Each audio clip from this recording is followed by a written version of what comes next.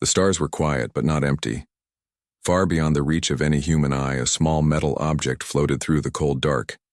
It was old, built many years ago when humans were just starting to look up at the sky with real hope.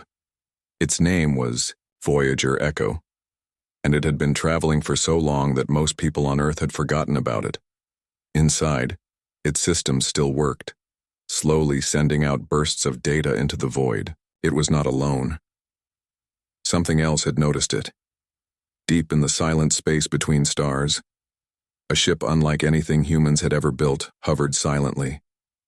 It was smooth and silver, shaped like a teardrop. Inside, tall beings with pale skin and large eyes watched as their machines decoded the signal from Voyager Echo.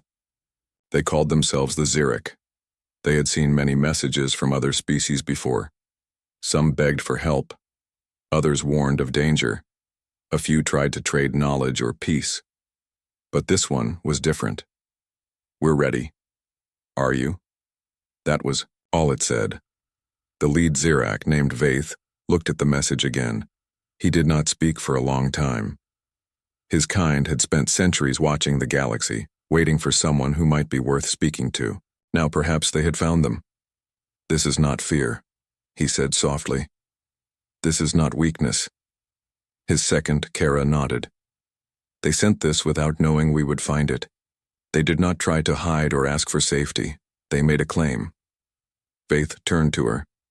"Then we must test that claim." Back on Earth, life moved forward like always. Cities buzzed with light. Children played in parks. Farmers grew food under suns that rose every morning. No one knew what had just happened far away in space. In a small town in Ohio, a man named Jake Morgan walked his dog by the river. He was a mechanic, not a scientist or a soldier. He fixed cars and sometimes helped his brother with farm machines. Life was simple. He liked it that way. Over in New York City, Lila Cruz sat in a coffee shop typing on her laptop. She was a student studying languages. She loved how people used words to connect, even when they came from very different places. Today, she was working on a paper about how humans used messages to say hello to aliens. "What if they never answer?" she wrote. "What if we are just talking to the stars and no one is listening?" She smiled and took a sip of coffee. She didn't know how close the stars were to answering. In Texas, Dr. Sam Parker sat in a lab filled with blinking lights and humming machines. He was part of a team trying to make faster-than-light travel possible. It was hard work, but he believed it could be done. "Humans don't give up," he told his students. "We fall, we learn, and then we fly." He looked up at a poster on the wall. It showed a star map with a red dot labeled Voyager Echo, last known location. He hadn't thought about that probe in years. Far away, the Xerac ship turned toward Earth. "We will see if they truly are ready," Faith said. And so, without anyone on Earth knowing, the stars began to change. Life on Earth went on like it always did. The sun rose every morning, people woke up, made coffee, walked to work, and tried their best to be good to each other. There were problems, of course. There always had been. But things were better than they used to be. Cities ran on clean energy. Food was grown in big farms that didn't hurt the land. Medicine could fix things that once made people very sick. And for the first time in a long while, most people felt safe. In a small apartment in Chicago, Mia Carter sat by the window with her notebook open. She was a linguist, which meant she studied how people talked and wrote. She worked at the Interstellar Communications Bureau, a place where scientists tried to figure out how to talk to aliens if they ever showed up. Most days it felt like a job with no real answer, but today, something felt different. "Maybe one day," she whispered to herself, "someone will finally write back." Miles away, Ethan Blake stood on top of a tall building, checking the solar panels on the roof. He used to be in the military, but now he built and fixed things in space. He liked this job more. He looked up at the sky and smiled. "If you're out there," he said quietly, "you better bring good questions." On the West Coast, Dr. Alan Ruiz paced his lab, talking fast to a group of young engineers. He was in charge of the faster-than-light drive project. It was supposed to be impossible, But Alan didn't believe in impossible. "We've already done the hard part," he told them. "We fixed ourselves. We cleaned our planet. We stopped fighting over stupid things. We learned to work together. If we can do that, then yeah, we can go to the stars." The team clapped, but Alan wasn't done. "So don't tell me it can't be done. Just tell me how to make it happen." And yet, none of them knew what was coming. Not even close. Back on the Xeric ship, Vaith stood in front of a glowing screen. Images of Earth filled the room. Kids playing, farmers working, cities shining under the sun. "They have changed," Kara said, watching beside him. Vaith nodded slowly. "They are not broken anymore." For centuries, the Xeric had watched many species rise and fall. Some became great only to destroy themselves. Others stayed small, afraid to grow. But humans were different. They had struggled, yes. They had war, pain, and fear. But they had also changed. They had chosen to fix what was wrong, not by force, but by choice. "Should we wait?" Kara asked. Vaith turned from the screen. "No," he said. "It is time." The Xerac ship began to move faster than light, heading toward the blue planet that had dared to say, "We're ready." Below, on Earth, life kept going. People laughed, cooked dinner, read books, and kissed their kids. Good night. No one saw the ships above. Not yet. But soon the sky would change forever. The sky changed first. It started with a shadow. Not from clouds or rain, but something else entirely. People looked up and saw it. Huge shapes floating above the cities, silent and silver like mirrors in the sky. In Chicago, Mia Carter dropped her coffee cup. It hit the floor with a loud crack, but she didn't move. She just stared out the window at the ships above. "No way," she whispered. "They're really here." In Texas, Dr. Alan Ruiz stood frozen in his lab. The screen in front of him showed live feeds from around the world. Every major city had one or more of the alien ships hovering over it. "So much for waiting," he said under his breath. On top of the building in New York, Ethan Blake shielded his eyes from the sun and watched as one of the ships began to lower, something toward the ground. It wasn't a weapon. It was a message. A signal came through every radio, every phone, every TV. Clear and calm. "We are the Xerac. We have seen your words, now we see you." There was no panic, not at first. The governments had prepared for this. Protocols were followed. No weapons were raised. Instead, a single ship rose to meet them.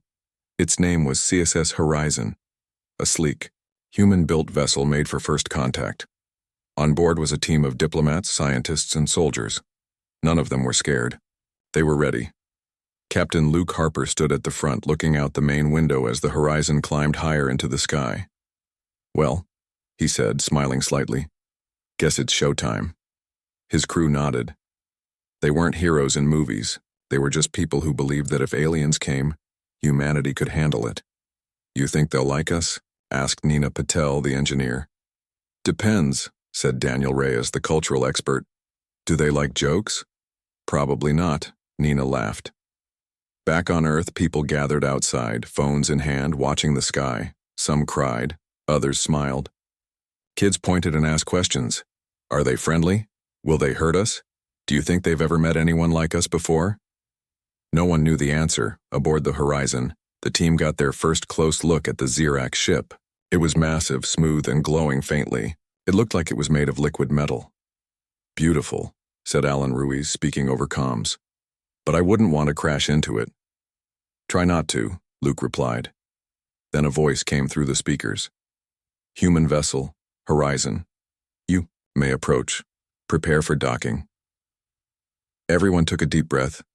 This was it, the moment humans would meet aliens face to face.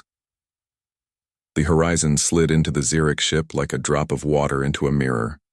Inside, everything was quiet and clean. The walls shimmered softly. Waiting for them were the Xerac. Tall, pale, with large dark eyes. They did not smile, but they did not seem angry either. Faith stepped forward. He was their leader. He looked at Luke Harper and spoke clearly. "You sent the message. We're ready. Are you?" Luke nodded. "Yes, sir. We are." Faith studied him for a long time. Then slowly he gave a small nod. Then let us see if you speak truth. And with that, the first meeting between humans and the Zirak began. Inside the Zirak ship, everything felt still. The walls shimmered like glass touched by light, and the air was quiet, almost too clean. Captain Luke Harper stepped forward slowly, followed by his team. They had trained for this moment, but nothing could truly prepare a person for meeting aliens face to face. Faith stood tall, watching them with calm eyes. He raised one hand, and two long tables rose from the floor, smooth and silent like water turning solid. This was not a threat. It was an invitation. "Sit," he said. The humans sat down. No one spoke at first. Then Luke cleared his throat. "You got our message," he said. Faith nodded. "We did." Luke smiled just a little. "Didn't expect that kind of reply, did you?"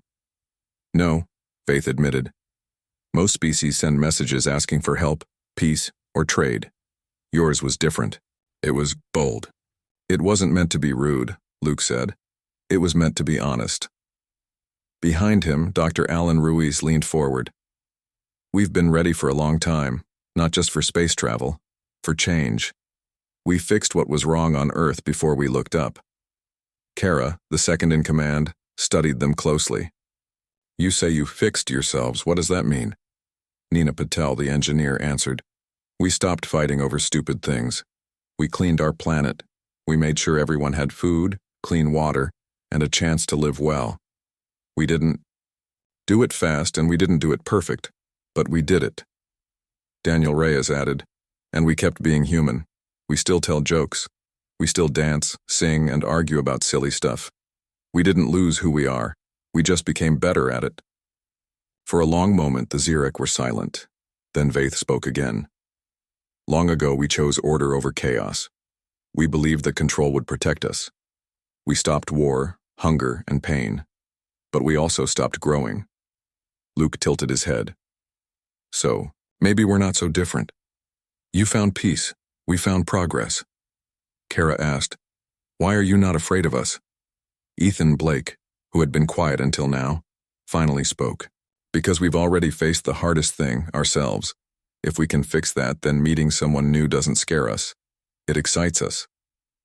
A soft hum filled the room as the Zirak exchanged looks. It was clear they were not used to hearing such confidence, not from another species. Finally, Vaith stood. "Vaith, then let us see if your words match your truth." He led them through the ship. As they walked, the humans saw how advanced the Zirak were. Their tech moved without wires. Lights changed with thought. Everything was precise, clean, and quiet. But there was no music, no laughter, no art that didn't serve a purpose, Mia Carter noticed. "Do you ever just create something for fun?" she asked. Faith paused. "Fun?" She smiled. "Like a song, or a painting. Something that doesn't have to do anything, just exists because it can." Kara shook her head. "That would be inefficient." Mia shrugged. "Maybe, but it's part of being alive." As they walked, the humans began to share small things, jokes, stories, even some music from their devices. At first, the Zirak watched like scientists studying animals, but slowly some of them started to smile. Not a lot, just a little, and that was enough. Back on Earth, people waited. Phones buzzed with updates. Kids stared at the sky. Parents held hands. Life went on. But soon life would be very different. Because for the first time, humanity wasn't just reaching out to the stars. They were inviting others in. The days that followed were unlike anything the humans had imagined. The Zirak did not lock them up, nor did they push them away. Instead, they invited them to learn, to show what Earth had to offer, and to see what the Zirak had built over thousands of years. It was not a test of strength but of spirit. Mia Carter walked through one of the Zirak learning halls, where walls lit up with moving images and voices spoke in perfect harmony. She watched as children, though very different from Earth's, sat quietly, absorbing facts like sponges.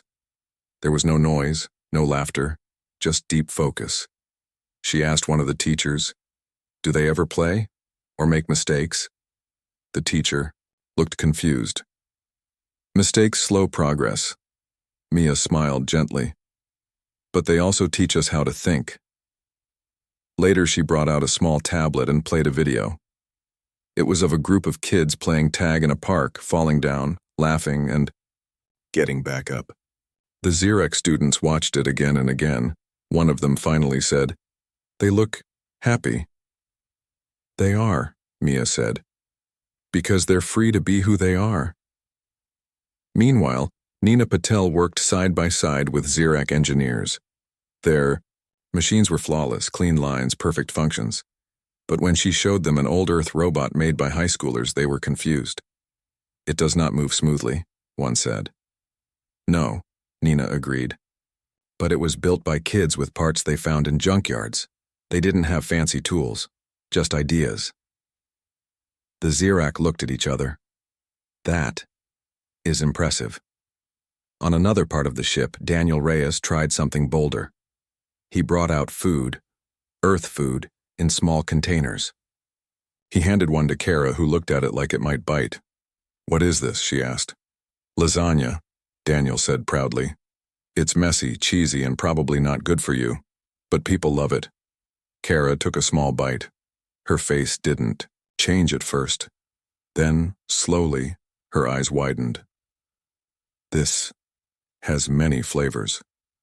Daniel grinned. "That's the point." Soon, more Xeric gathered, trying slices of bread, oranges, and even chocolate. One of them dropped his piece of cake because he didn't know how to hold it right. Everyone laughed, including him. Even Luke Harper got into the act. He taught a few Xerac how to play cards. At first, they treated it like a math problem, but after a few rounds, they started joking about bad hands and cheering when someone won. For the first time, the ship felt less like a machine and more like a place where people lived. Back on Earth, the world waited. News stations shared clips of the meetings. People saw the aliens smiling, laughing even. Children watched the videos and said, "They're not scary." Parents nodded. "No, they're not." But not everyone among the Xerac was happy. In a quiet meeting room, a group of older Xerac leaders gathered. They did not like what they were seeing. "This is dangerous," one said. "They bring chaos, noise, emotion." Another added, "Their way is not our way. If we let this continue, we may lose control." Faith listened, but did not speak at first. When he finally did, his voice was calm but firm. "We chose order long ago. We stopped growing because we feared what change might bring. But now we have seen something new. Not better than us, just different. And that difference excites us." He looked at the others. "Have we not wondered what we lost? Have we not felt empty?" There was silence. Then Kara spoke. "I laughed today. I did not mean to, but I did." A pause, and it felt good. The others did not answer right away, but their silence was not rejection, it was thought. Outside, the human team sat together, sharing stories and planning what to do next.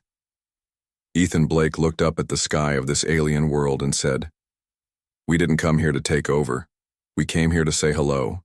And for the first time, someone else was saying hello back. The more time passed, the more the Xeric began to feel something they had not felt in a very long time. Curiosity. It was not loud or wild like human emotions, but it was real. The humans were not trying to impress them. They were just being themselves, but not everyone liked this change. In the deep halls of the Xerac ship, where only leaders could go, Vaith stood before a group of elders. These were the ones who had ruled for centuries, keeping order and peace by never changing too much. One of them, named Tharn, spoke first. "This cannot go on," he said. "The humans bring noise, laughter, stories that mean nothing. They waste time." Vaith did not raise his voice. He never did. But when he spoke, others listened. "They do not waste time," he said. "They use it differently. They do not fear joy or mistakes. And because of that, they grow." Tharn shook his head. We have lived in peace for thousands of years. We do not need what they offer. Kara stepped forward then. She had spent time with the humans, she had laughed with them, eaten their food, even danced a little to their music. I have seen something new, she said. Something we lost. Tharn's eyes narrowed. And what is that? She looked at Vaith. He nodded. Freedom, she said. A silence filled the room. Not far away, on the other side of the ship, Daniel Reyes sat with a small group of younger Zarek. They had asked him questions all day about Earth, about how people lived, what they did for fun, why they told jokes that made no sense. One young Zirak, named Lyra, finally asked, "Why are you like this? Why do you laugh so much?" Daniel smiled. "Because life is short, and hard sometimes, so we make it better when we can." Lyra thought for a moment. Then she said, "I want to learn how." Daniel grinned. "Then let me tell you a joke." Back, in the council chamber, the debate grew louder. "We must send them back," Tharn said, "before they change us too much." Vaith took a slow breath. "What if change is not weakness? What if it is strength?" Tharn pointed at him. "You are being fooled by their charm." "No," Vaith said. "I am seeing clearly for the first time." He turned to the others. "We stopped growing because we feared chaos. But humans live in chaos and still build wonders. They fall and still rise, they fight and still forgive." He looked at each leader. "What if we are the ones who are weak, because we are afraid to feel?" There was a long pause. Then one of the younger leaders, Rennick, spoke. "I watched a child play today," he said, "without rules, without purpose, just joy." He looked around. It was beautiful. Tharn looked angry, but he said nothing. Later that night, Vaith led Luke and his team to a hidden part of the ship, a place not used for meetings or science, but for something older. "This," he said, opening a large door, "is our oldest ritual." Inside was a circle of light. Around it Zyrek stood, not in lines, but in groups. Some held hands, some looked nervous. Luke looked at Vaith. "What is this?" "It is a test," Vaith said. "Of choice, of courage. Long ago we used it to decide who we were. Now we keep it only as memory." He looked at Luke. "Will you join us?" Luke didn't hesitate. "Yes." One by one, the humans stepped into the circle. As the lights rose, the test began, not of strength or knowledge, but of heart. And for the first time in history, the Zirak chose to share something sacred with humans, because they were not just watching anymore. They were learning. The test was over. The circle of light had gone dark, but something inside the Zirak had lit up again. Something they had not felt in a very long time. Hope. Vaith looked at Luke Harper and gave a small nod. "You have passed," he said. "Not because you were strong, but because you were real." Luke smiled just a little. That's all we ever wanted to be. Back on Earth, the world waited. People watched the sky every day, wondering what would come next. Would the aliens leave? Would they stay? Would they take something from Earth or give something back? In Chicago, Mia Carter sat by her window again, this time with a live feed on her screen showing the Zirak ship above New York. She whispered to herself, maybe first contact isn't about weapons or power. Maybe it's about trust. In Texas, Dr. Alan Ruiz stood outside his lab and looked up at the stars. He didn't say anything for a long time.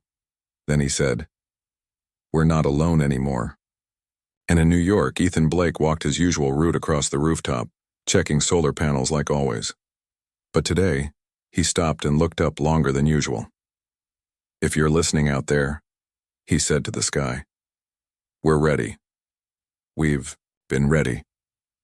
Back aboard the Zirak ship, Vaith gathered his people. Not just the leaders, but everyone, young and old, scientists, workers, even children. He spoke with calm strength. "We came here to watch, to judge, to decide if humans were worth knowing." He looked around the room. "But now we must ask ourselves, Are we ready for them? A silence filled the space. Then Kara stepped forward. They do not fear change. They do not hide their flaws. They laugh when things go wrong. And still they build, still they dream. She looked at the others. Maybe that is the greatest strength of all. Some nodded, some looked unsure. But no one turned away. Vaith raised his hand. We will not force our way on them, nor will we shut them out. We will walk beside them. For, now, he turned to Luke. You may return to your world, but you will not go alone. From behind him, a small object floated forward. It was shaped like a seed, glowing softly. This holds knowledge, Vaith said. Our history, our science, our stories. You may use it as you wish. Luke stepped forward and took it gently. Thank you, he said. We'll make sure it's used well. As the human team prepared to leave, Daniel Reyes said goodbye to Lyra, the young Xerac who had asked so many questions. I want to visit Earth, she said. I want to see your cities, your food, your music. Daniel smiled. You're welcome anytime. And for the first time, someone from another world said, I hope to see you again. Back home, the message spread fast. The aliens were leaving, but not in anger, in peace, and more than that, in respect. The sky cleared. The ships were gone, but the stars still called. On a quiet night, Ethan stood once more on the rooftop. He looked up, phone in hand, watching the final broadcast from the CSS horizon. It ended with a simple line. We came in peace. We offered, more than survival. If you seek us, come not with weapons, but wonder. Ethan smiled. Yeah, he said to the stars. We're ready. Are you?